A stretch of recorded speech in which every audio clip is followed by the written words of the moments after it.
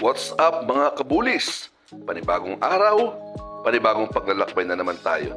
Samahan niyo si Master Bully. Tayo ay pupunta sa Nueva Ecija upang umattend ng Babang Luksa. At medyo mahaba ang ating babiyahe. Pero nakakatuwa naman pagmasdan yung kapaligiran. Ramdam na ramdam mo na ikay papunta sa isang probinsya. Hay, salamat. Nakarating na din sa bahay.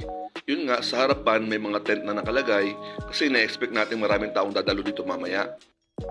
Agad nga ako pumunta sa likuran kasi ito yung paborito kong lugar, yung makita yung palayan. Kaya lang ngayon, wala palang mga tanim kasi kaaani lang at inaayos pa lang yung sakahan. So nag-decide na lang muna ako pumunta sa ilog. Talaga namang napakaganda ng lugar habang kami bumibiyahe. Sumakay kami ng habal-habal at ito nga nakikita natin yung kagandahan sa probinsya. Ang sarap ng hangin, ang lamig. At nakarating na nga tayo sa ilog. Ayan, kita nyo naman, napakaganda. Wala pang masyadong tao na dumating kami. Ang lamig ng tubig, napakasarap. Ito, pakinggan ninyo, ang sarap pakinggan ng agos ng ilog. Ang bilis at talagang nakakagaan ng loob.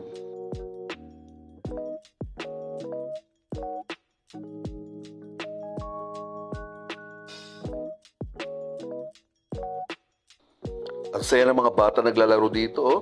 Ang sarap maging bata muli. Wala kang iniisip na problema, palangoy-langoy ka lang dito. At tulad nga ng dati, kailangan magpaikot-ikot tayo para sa mga marites na nag-aabang kung sinong kasama natin. Wala tayong kasama rito kundi mga batang makukulit lang. Ang sarap talaga pakinggan ng agos ng ilog. May dala itong kapayapaan. Nakakalimutan mo ang mga dinadala mong problema. Sa paliligo nga namin, akalain mo may nakita pa kaming kambing. At sobrang nga namin enjoy ang paliligo sa ilog. Hindi namin namalayan na talagang tanghali na.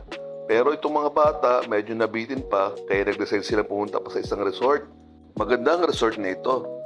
At medyo unti lang ang tao kasi medyo may kalayuan. Pero talaga namang ang ganda ng tubig.